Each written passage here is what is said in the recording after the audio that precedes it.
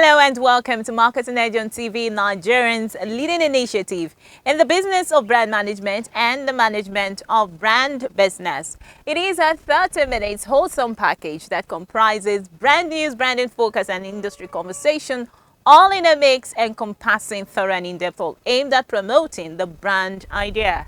Amogale Abikere. Marketing Edge on TV, promoting the brand idea. Good to have you back. First on Marketing Edge on TV is brand news, where we bring you the latest developments and occurrences in the advertising, marketing and communication sector in Nigeria and around the world.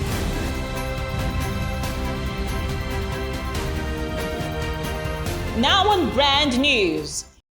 In furtherance of its regulatory mandates to ensure high ethical standards and professionalism in the advertising industry, the Advertising Regulatory Council of Nigeria, ARCON, has announced the constitution of the much-awaited Advertising Offences Tribunal by the federal government to aid the enforcement of the new advertising law.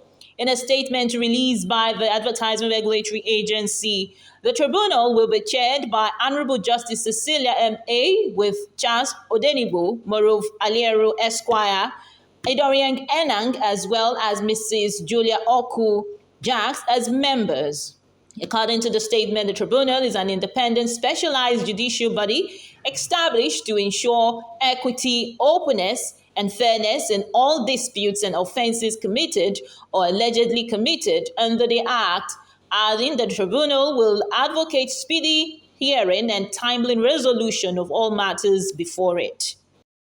The president of the National Institute of Marketing of Nigeria, NIMN, Idoriang Enang, has warned of a pending decline in intellectual and mental capabilities following the overdependence on new media technologies for solutions to marketing needs.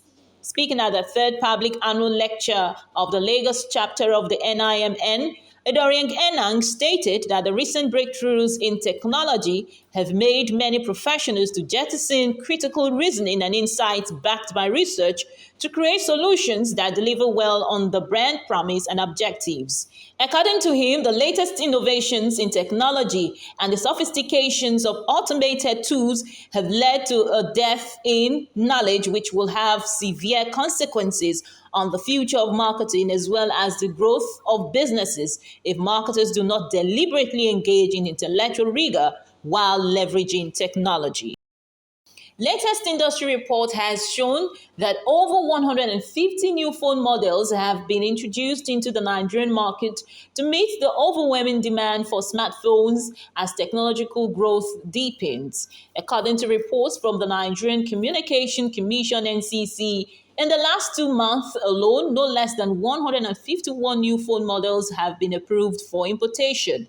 The report stated that only 1,961 phones were approved by the NCC in January 2023, which later rose to 2,112, indicating that the mobile manufacturers had secured approval for 151 new models of phones between February and March. The latest data on type-approved phones shows that Chinese mobile manufacturers are still dominating the mobile market in the country in terms of approved devices. Tecno led the pack with over 300 models of its phones approved. This trend has continued with the latest batch of approved phones, further cementing China's dominance in the market.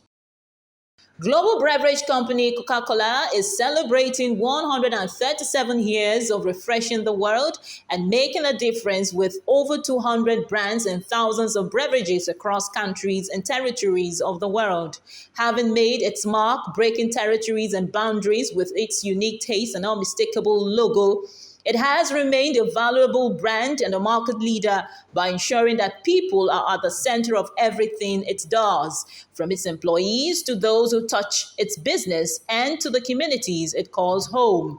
In its quest to fulfill its vision, it has introduced various sustainability efforts which cover a wide range of topics, including water, women, community well-being, sustainable packaging, climate protection, human and workplace rights, and sustainable agriculture. As a consumer-centric brand, the legendary Coca-Cola, through various campaigns, represents different things to different people. Coca-Cola is not only a symbol of celebration and entertainment, it is also a symbol of love, care, and social life. Well, that was brand news. Next is branding focus after this break. This is the University of Africa. On the streets, you get your real education. Here, everybody has a degree of something. But the most important qualification is imagination. Her reason to imagine is slay. His reason is to be the GOAT. Theirs is to take the beat and make it lit. They want to test edgy till it is fire. Their reason for imagination is to add riz in style. Her reason to imagine is finesse. And hers is to find what's new and bussin'. So no matter what your situation, just use your imagination. Marketing Edge on TV, promoting the bright idea.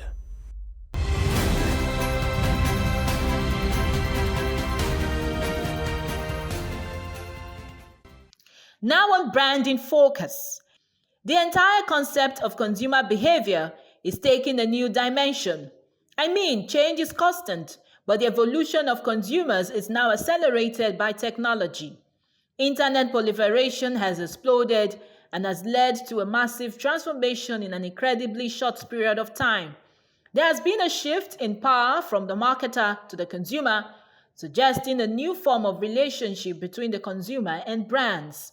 It is an evolution that has continued to have a profound impact on shopping trends, retailers' relationship with consumers, operations, and beyond. First, we saw the rise of the connected consumers, those who demanded the ability to engage with brands when they wanted, no matter where they happened to be. Companies responded by investing in e-commerce, moving into social media and mobile, providing a first glimpse of the omnichannel world, which allows the consumer to shop anytime, anywhere, and any way they want.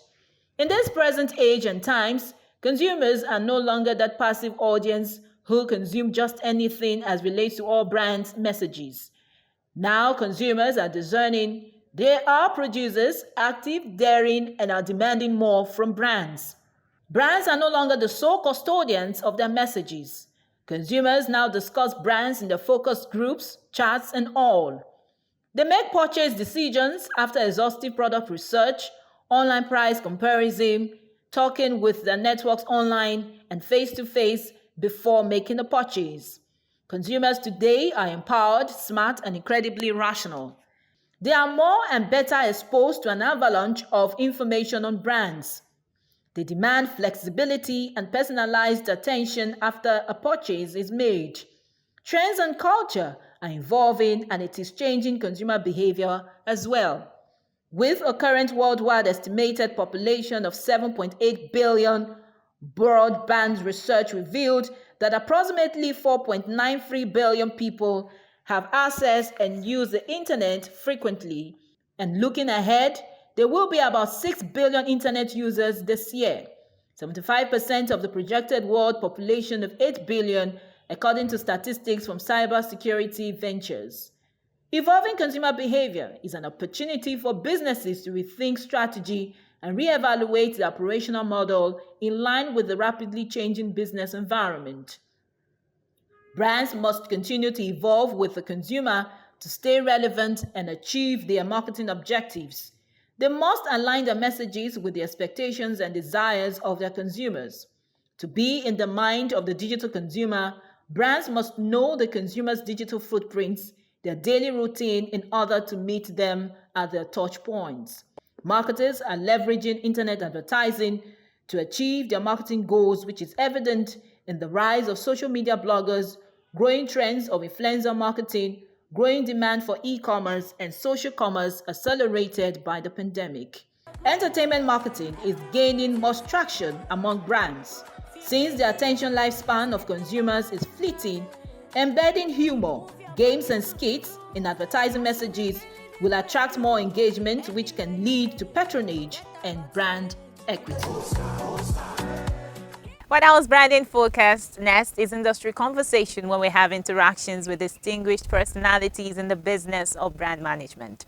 Well, today we will be continuing on the conversation we started last week with the Experiential Marketers Association of Nigeria, ESMAN President Tunji Adeyinka, after this break.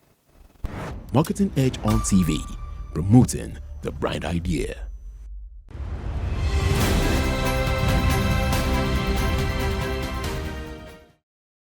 So, given the recent changes that we're beginning to observe in the integrated marketing communications industry, for the experiential business, how would you evaluate the relationship you have with your clients? Excellent. Hasn't been better. Oh, wow, that's great. Beautiful. We love our clients like crazy. I think that the more important thing to look at is that with clients who have been collaborative, very collaborative, the outcome of the relationship with agencies, experiential agencies, very, very beautiful. And when I say very collaborative, it means that from the beginning, the agencies, the experiential agency is treated as part of that strategic pool. These are the objectives I want to achieve. These are the challenges that we have. And what you then find is your agency becomes your partner, almost like your internal partner, but this time around they're external and they're able to help you on that side. They're able to give you outside-in views about what is happening in your market.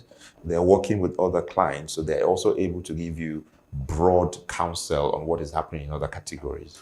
So the engagement with those clients, the clients who are forward-looking, the clients who are collaborative, has been excellent. The ones that have not been so excellent are also moving in that direction, because the more the clients begin to understand that, the more you are able to take a premium out of that relationship. And I'm not sitting here pretending that it's a one-sided conversation. It's not one-sided. Agencies also need to come to the table with value. So I'm not sitting at the table with an entitlement mentality. So agencies, and as we found with a lot of our members and a lot of people of agencies in the IMC space, today more collaborative, more focused on value, and more focused on the business of their clients to understand what drives the business of the client and what are the challenges that the client is facing. So where you have both parties being that open, you can be sure that the results will be enormous, and that is what we see. So we don't have any problems with our clients, actually. That's nice to know. Speaking to collaboration, you talked about collaborating, between, collaboration between the agencies and, of course, the client. But what about collaboration that exists amongst agencies within the association? And we understand that collaboration is a new competition. So is partnership, doable in your sector? So EXMAN is 10 years this year. By the way.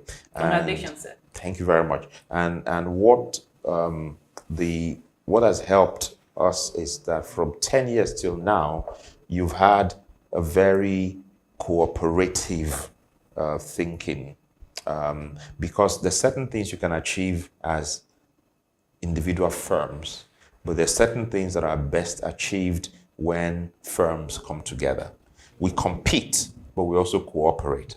So EXMAN members have had a very, very unique view to collaboration. There are a lot of conversations that we can only have on a collaborative basis.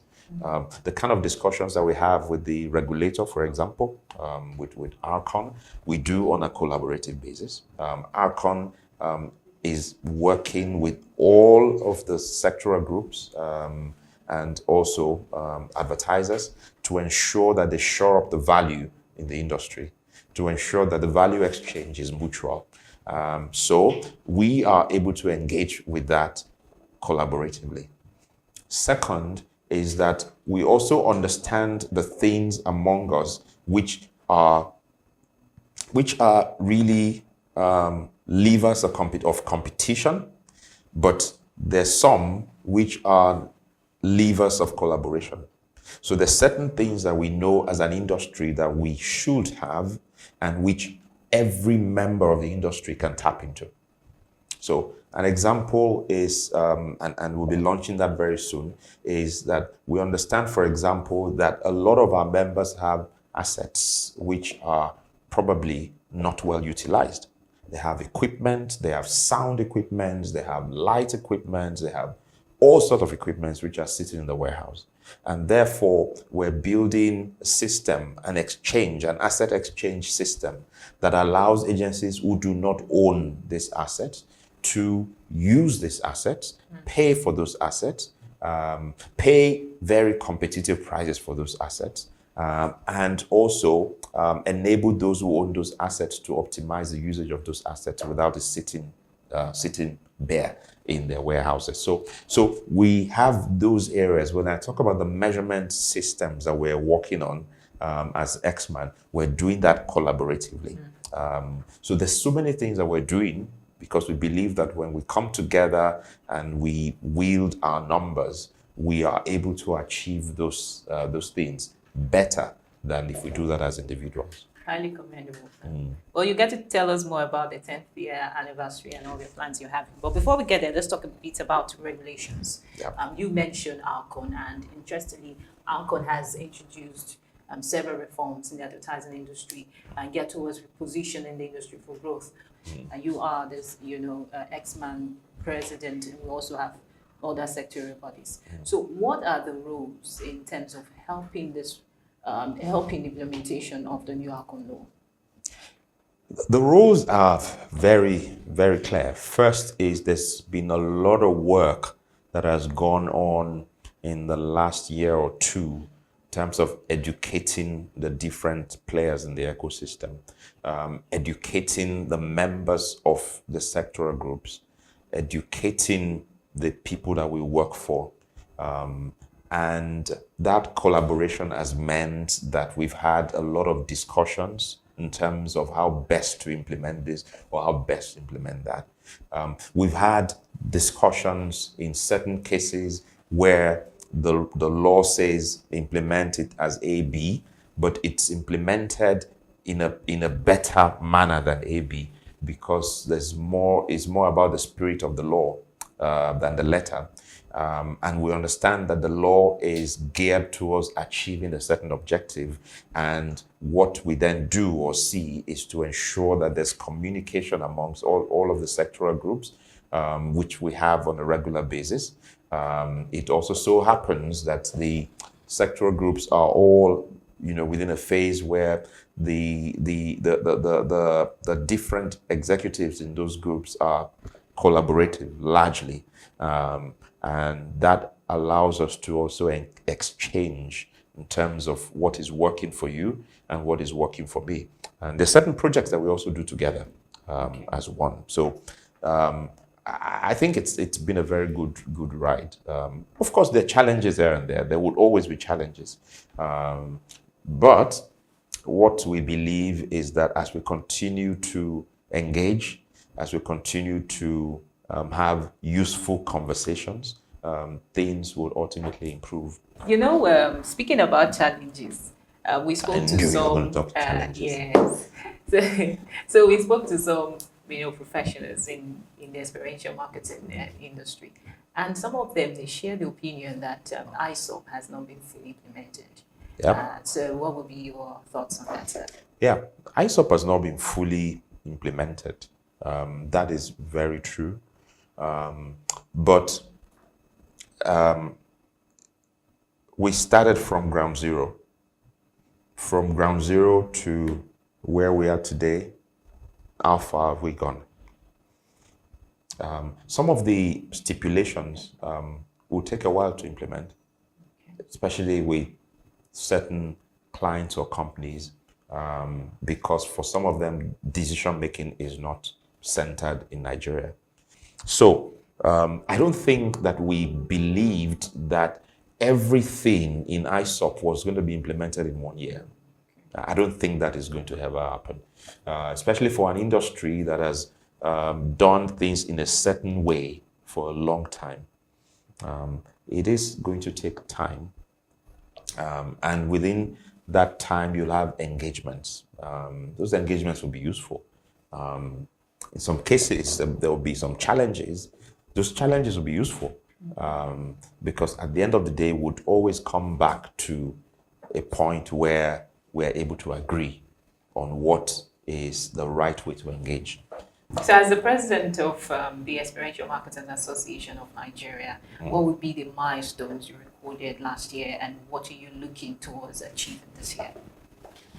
Yeah, thank you. So, we came in last year, and what we've done between then and now is that first is we've been able to work very closely and very well with Outcon in terms of taking the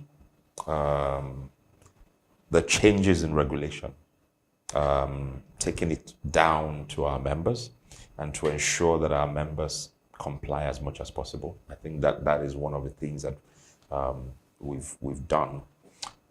Also, we have been able, in terms of empowering members with a lot of training and quality in the infusion of some of the programs that we've done with the members. So last year we had, I think it was a chief executive, a CEO bootcamp, which helped our CEOs to look at some of the key business issues that they need to address, as they do business in Nigeria. We have also, most recently, I think from the last AGM, launched a gateway to experiential marketing platform where anyone who is coming into experiential marketing, we've looked at standardizing what you call brand representatives, standardizing across the industry by way of training, qualitative training, which means that if I'm a brand promoter and I'm working for agency A or agency B or agency C, there's certain trainings that you don't need to train me anymore because I already have a certification from this gateway to experiential marketing. And this certification means that I have ABC. So what I need is DE at this point. So that was launched last year. For the rest of the year, we have a few programs lined up. We're going to be celebrating our 10th year anniversary this year, and we have a bouquet of programs. So first is we're going to be launching a bank. Oh wow! Yeah, but you don't. But I won't tell you. I won't tell you what kind of bank that will be. But we'll be launching a bank. So that's one.